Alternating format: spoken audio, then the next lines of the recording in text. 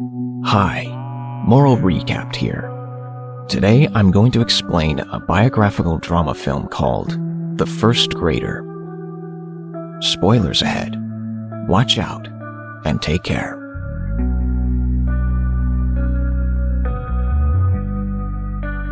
An old man is working his land, plowing the ground and planting some seeds. When he returns home, he listens to a man on the radio who says that the government has announced free education for everyone.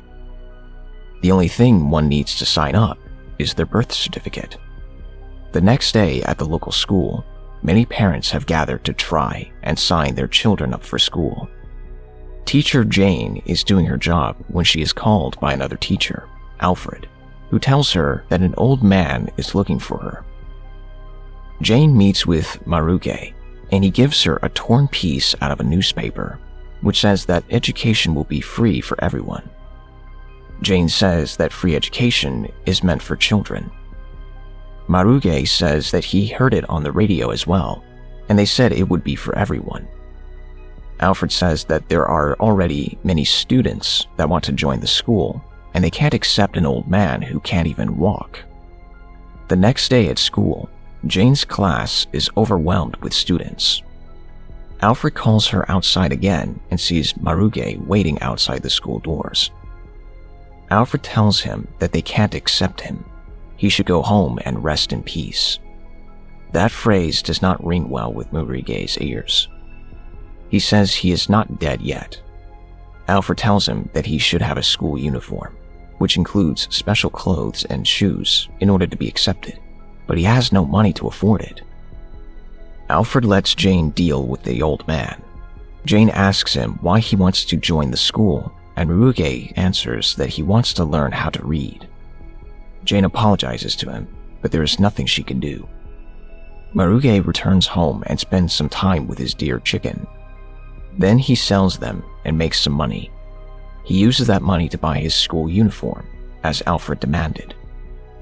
Maruge wears his shirt, his shorts, and his shoes and visits the school again the next day. Alfred calls Jane out once more and she meets Maruge. Jane tells Alfred that he is a man who does not give up easily. Alfred tells Jane that she can't fall for it. If she even thinks of accepting Maruge, she will have trouble with the education board. Jane says that Alfred is right. How will she explain this to the Board of Education or the parents? Maruge says that he is going to be a good pupil and will work very hard. Jane decides to let him in and opens the doors for him.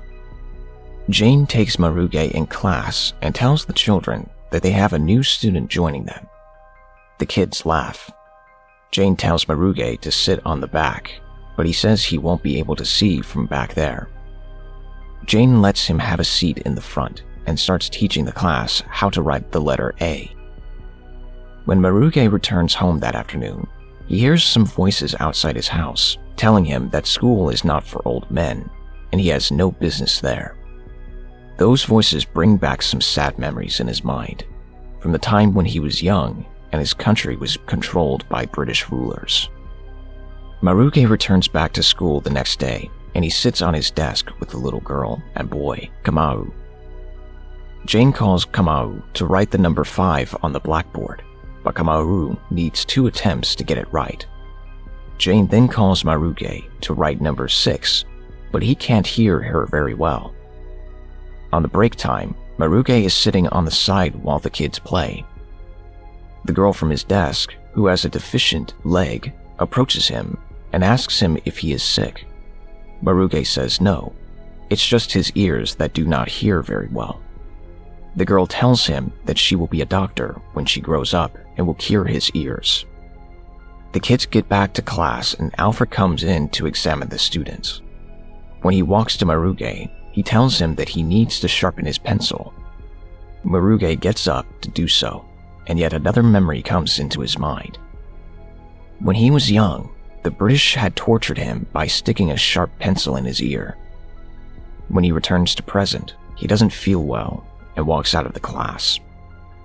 Maruge sits alone, playing with his bracelet. The girl comes near and asks him what it is. Maruge says he was in prison but not because he did something wrong. He was in prison because white men stole their land, and he fought for his freedom. He and the kids chant the word freedom, and that draws the teacher's attention. Alfred says he is going to cause trouble to this school. A photographer approaches Maruge's school and takes a picture of him. The man on the radio says that rumor has spread about an old man attending primary school. The next day at school, two kids start fighting, and Maruge walks between them to split them up. In the fuss of the moment, a representative of the government visits the school to see for himself if the rumors are true. He got a call from the press that informed him about an old man studying at the school. He is not happy about it and asks who allowed Maruge to study there. Jane says that she is the one who allowed him to come in. The representative tells them that they need to expel him. He will not spend another day in the school. Jane calls her husband and asks for his help, but there's not much he can do. Jane visits the Secretary of Education and tells her about Maruge. The secretary says they can't accept him at school because that might trigger other old people to join in as well, and that would drain the government of valuable resources, which they need to dedicate to the children. The only thing they can do for Maruge is to sign him up in a school for adults.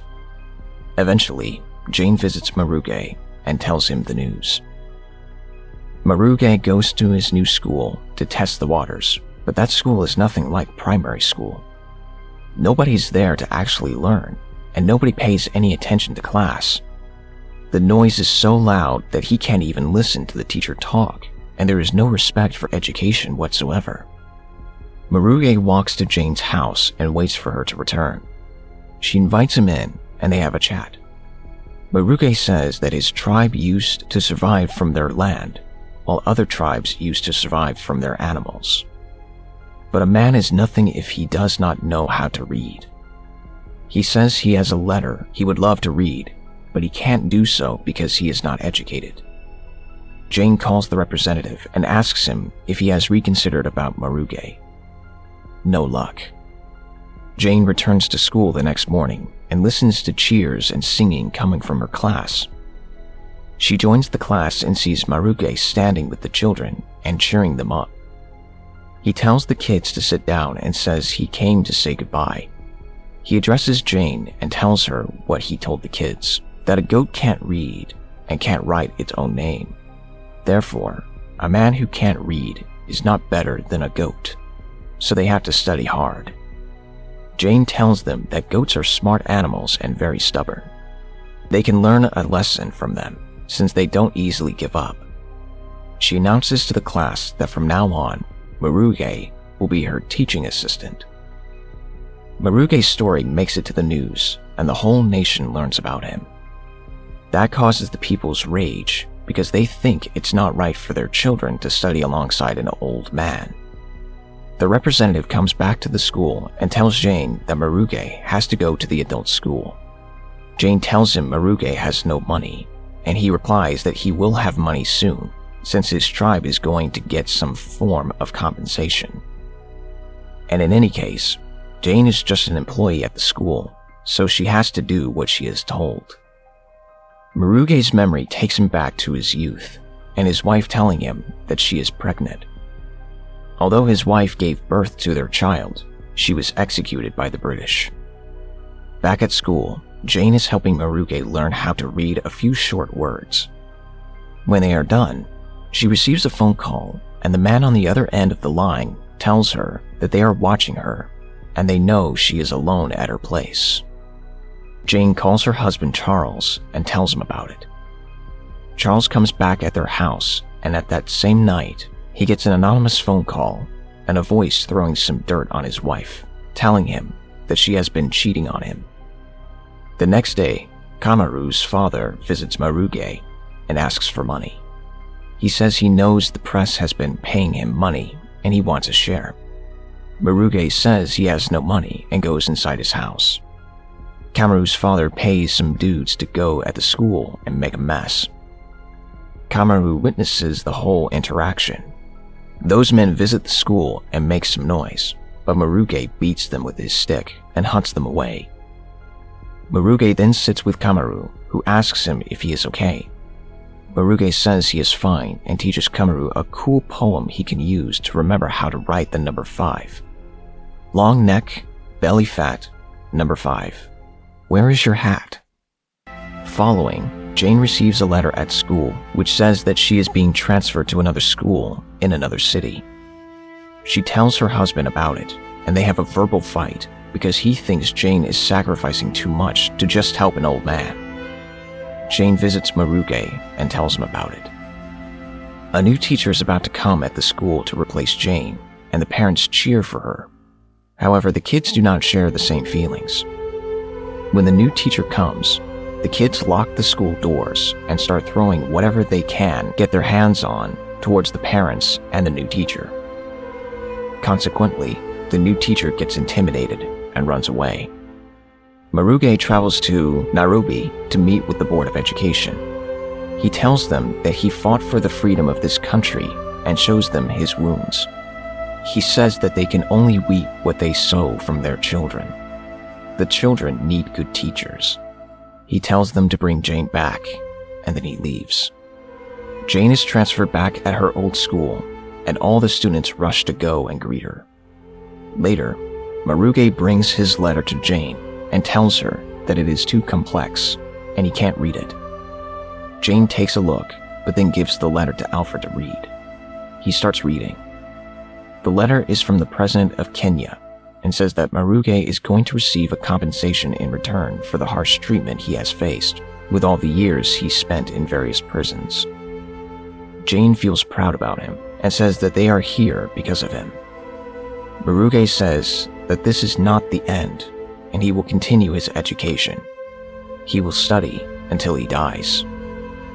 The film closes by letting us know that Maruge has been invited as a speaker to various events abroad to talk about the importance of education. Subscribe and hit that like button to help our channel grow. Turn the notifications on so you won't miss any of our new videos. Thanks for watching.